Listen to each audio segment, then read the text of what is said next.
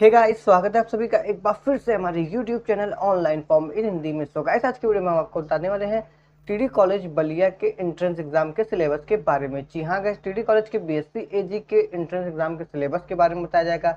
उसके अलावा आपको यहाँ पे एलिजिबिलिटी, सिलेबस एंड पैटर्न के बारे में बताया जाएगा। Number of question of entrance exam के बारे में बताया जाएगा। नंबर ऑफ सीट्स बताई जाएगी। पेपर मोड क्या होगा, काउंसलिंग डॉक्यूमेंट क्या होंगे, सारी चीजें इस वीडियो में हम कवर करने वाले हैं। सो गाइस, इसलिए वीडियो पे लास्ट तक जरूर बने रहिएगा, जिससे कि आप लोगों से कोई भी डिटेल मिस ना हो सके। पर दोस्तों, वीडियो शुरू करने से पहले आप लोगों से एक रिक्वेस्ट है, अगर आप चैनल पे नए हो, वीडियो को पहली बार देख रहे हो, तो चैनल को सब्सक्राइब करके बेल आइकन को हिट कर ले, जिससे कि मेरी आने वाली वीडियो की नोटिफिकेशन आप लोगों को मिलती रहे। तो चलिए इस वीडियो को स्टार्ट करते हैं। Hello friends, welcome to my official YouTube channel online form in Hindi. My name is Piyush Gupta.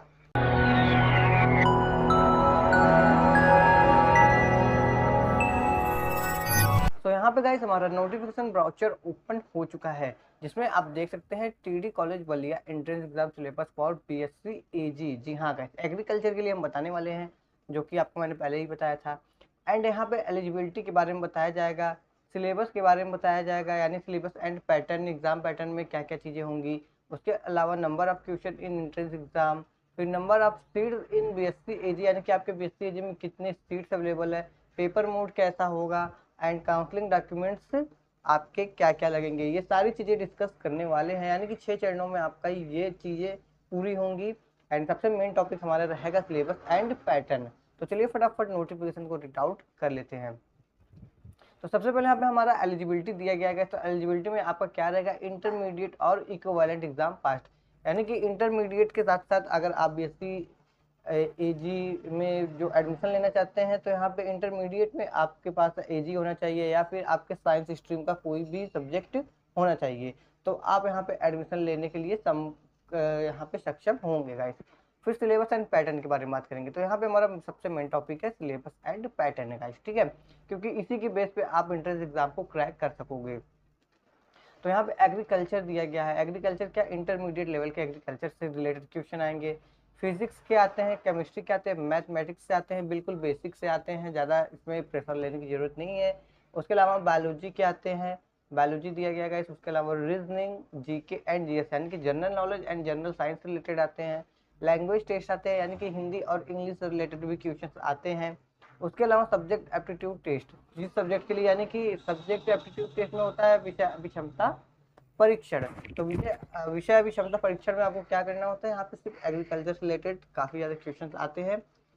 ये आपको ये आपके लेवल को इम्प्रूव करने के लिए देखा जाता है कि आपका लेवल किस तरह का इम्प्रूव है, क्या आप इस क्लास के लिए समकक्ष हो या नहीं हो, यानी कि समक्ष हो या नहीं हो, इसके लिए आपका ये टेस्ट लिया जाता है।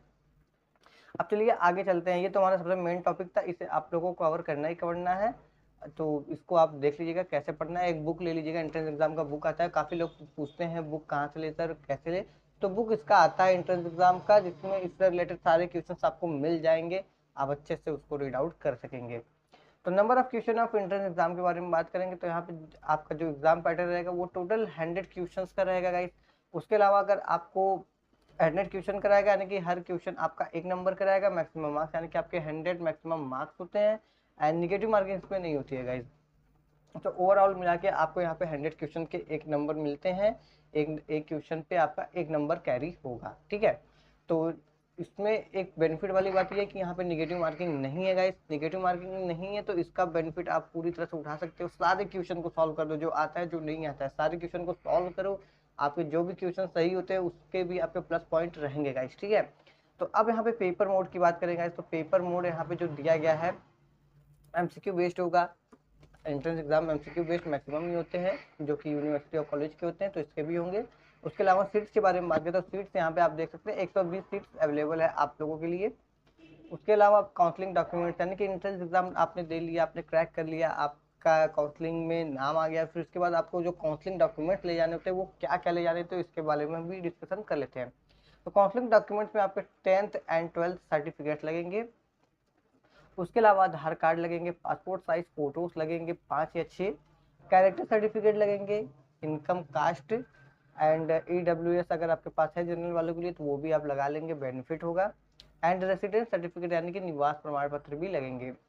उसके अलावा गाइस यहाँ पे आपके जो EWS, NCC, sports quota etcetera चीज़ें अगर आपके पास है तो आप इसे ज़रूर यूज़ कीजिएगा, क्योंकि ये आपके वेटेज में काम आएगा, काफ़ी ज़्यादा हेल्पफुल होता है ये आपके इंट्रेंस एग्जाम को क्रैक करने के लिए। ठीक है गाइस, तो ये हमारा टॉपिक कवर हो चुका है पूरा BSc AG के लिए गाइस।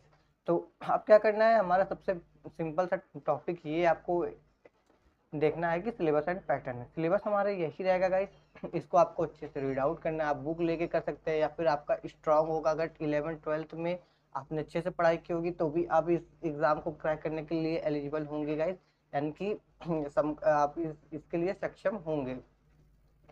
और जिन लोगों ने नहीं किया है, मतलब बहुत लोगों को 10th 11th एंड 12th अच्छे से नहीं सिलेबस तैयार होता, तो उनके लिए एंट्रेंस एग्जाम की बुक भी आती है, आप लोग एंट्रेंस एग्जाम की बुक भी ले सकते हैं, कोई भी प्रकाशन का ले सकते हैं, कोई कैसा भी ले सकते हैं, कोई इसके लिए स्पेशल नहीं होता है कि आप ये बुक पढ़िए तो इससे आपका, सभी जितने भी एंट्रेंस एग्जाम के बुक होते हैं सभी में आपके गेस किए गए क्वेश्चंस आते हैं, यानी कि एक अनुमानित क्वेश्चन आते हैं, ना कि आपको ये बताया जाएगा कि ऐसे ऐसे क्वेश्चन आएंगे, आपको इसको पढ़ना है तो ये आपके एंट्रेंस एग्जाम में आएगा।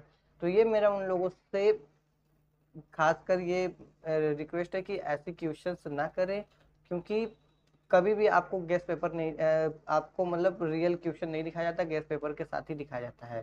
तो आज के लिए बस इतना ही, मिलते हैं आपसे नेक्स्ट वीडियो में। Till then guys, bye bye, जय श्री राम।